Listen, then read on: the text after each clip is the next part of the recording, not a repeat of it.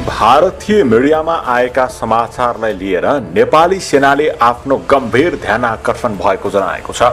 सैनिक मुख्यालयबाट बिहीबार राति जारी गरिएको विज्ञप्तिमा केही भारतीय सञ्चार माध्यममा आएका समाचार दुई देशका सेनाबीच सम्बन्धमा खलल पुर्याउने खालको भएको बताइएको छ।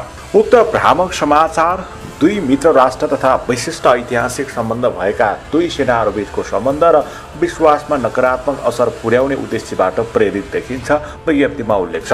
केही भारतीय मिडियामा भारतका सेना अध्यक्ष एमएम नरभानेले केही समय अघि दिएको वक्तव्यलाई लिएर प्रधानमन्त्री केपी शर्मा ओलीले प्रधान सेनापति पूर्णचन्द्र थापालाई प्रतिक्रिया दिन भनेको, तर प्रधान सेनापति थापाले आफूले त्यस विषयमा नबोल्ने भनेको समाचार आएका थिए।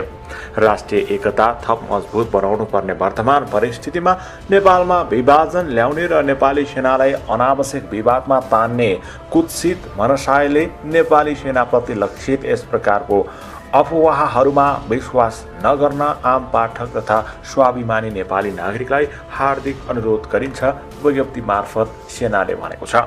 यस्तै सेनाले यस सम्बन्धमा उपप्रधान तथा रक्षा मन्त्री ईश्वर पोखरेलबाट समेत धारणा सार्वजनिक भइसकेको जानकारी उल्लेख गर्दै नेपाली सेना नेपालको संविधान अनुरूप नेपाल सरकारबाट प्राप्त वैधानिक निर्णय र निर्देशन पालना गर्न सदैव कटिबद्ध रहेको पनि जानकारी विज्ञप्तिमा उल्लेख गरिएको छ।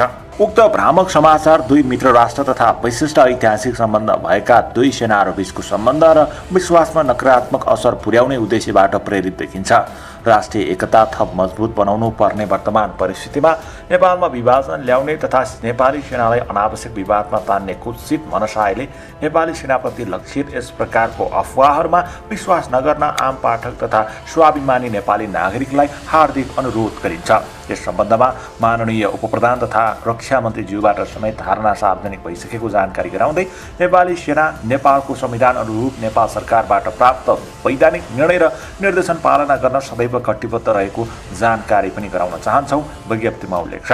साथै आगामी दिनहरूमा समेत विभिन्न माध्यमबाट नेपाली नागरिक र नेपाली सेना सम्बन्धी यस प्रकारका अफवाहहरू फैलाउन प्रयासहरू हुन सक्ने भएकाले सचेत र सजग रहन नेपाली सेना अनुरोध गर्दछ।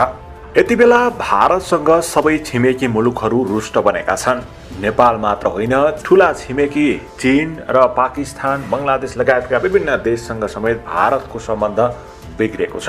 सन् 2014मा नरेन्द्र मोदी भारतको प्रधानमन्त्री बन्दा शपथ समारोहमा छिमेकी राष्ट्रका सरकार प्रमुख बोलाएर छिमेकीसँगको सम्बन्ध सुधार गर्ने जाल रचे, तर उनको यो जाल मुखमा राम राम बगलीमा छुरा रहन पुग्यो छिमेकीलाई। मोदी सत्तामा आएपछि विश्व भ्रमण गरेर सबैसँग सम्बन्ध सुधार गर्ने ढ्वाङ देखाए, तर यो उनको विश्व राजनीतिमा छाउने एउटा अस्त्र मात्रै बनेको विश्लेषण हुन थाल्यो। भारतले प्राय सबै सार्क राष्ट्रसँग सिमाना छोएको छ। भारत जनसङ्ख्या तथा भौगोलिक दुवै हिसाबले ठूलो सार्क राष्ट्र भएकाले सार्कमा उसैको दबदबा छ। यदि भारतले छिमेकी राष्ट्रसँग काँधमा काँध मिलाएर अगाडि बढेको भए आज सार्क पनि EU, आसियान, अरब युनियन जस्तै बलियो क्षेत्रीय सङ्गठन हुने थियो र सार्क राष्ट्र विकासको केन्द्रित हुने थियो। तर भारतले सबै छिमेकीलाई आफ्नो दबावमा राख्न खोज्यो, जसको परिणाम आज पनि सार्क सबै क्षेत्रमा पछि परिरहेको अवस्था छ। नेपालमा सत्ताधारी तथा विपक्षी दुवैलाई प्रयोग गरेर भारतले सरकार बनाउने र गिराउने खेल खेलाएर सधैँ नेपाली राजनीतिलाई कठपुतली बनाइराख्यो। हरेक राजनीतिक सम्झौता हुनु अघि भारत आउने प्रविधि होस् वा भारतमै हुने राजनीतिक सम्झौता, यसको प्रत्यक्ष फाइदा भारतले उठाइरह्यो। नेपालको सरकार साथै सत्ता टिकाउन लागिरहँदा उता भारतले सीमा स्तम्भ सार्नमा ध्यान केन्द्रित गरिरह्यो। काङ्ग्रेस सरकार हुँदा पनि, कम्युनिस्ट सरकार आएपछि पनि भारत, नेपाल र चीनको सम्बन्धलाई लिएर सधैँ त्रसित हुँदै आएको छ। त्यसमा पनि नेपालमा संविधान जारी नगर भन्दै नेपालको संविधान जारी हुनु र मधेसवादी दललाई उचालेर नाकाबन्दी लगाउँदा पनि उसको कूटनीतिक अस्त्र कमजोर हुनु आफैमा भारत लज्जित छ। त्यसैले पनि भारतले सिमाना विस्तार गरेर नेपाललाई कमजोर साबित गर्न खोजिरहेको छ। भारतको कूटनीतिक सिमाना विस्तार मात्र होइन, उसले समग्र सार्क राष्ट्रको राजनीतिमा हस्तक्षेप गरेर आफ्नो दबदबा राखिराख्न विश्व राजनीतिमा शक्ति प्रदर्शन गर्नु हो। अर्कोतर्फ नेपालको सिमाना मितिनेको कारण नेपालमा परिवर्तन अनुसार नक्सा जारी गर्न नसक्नु हो।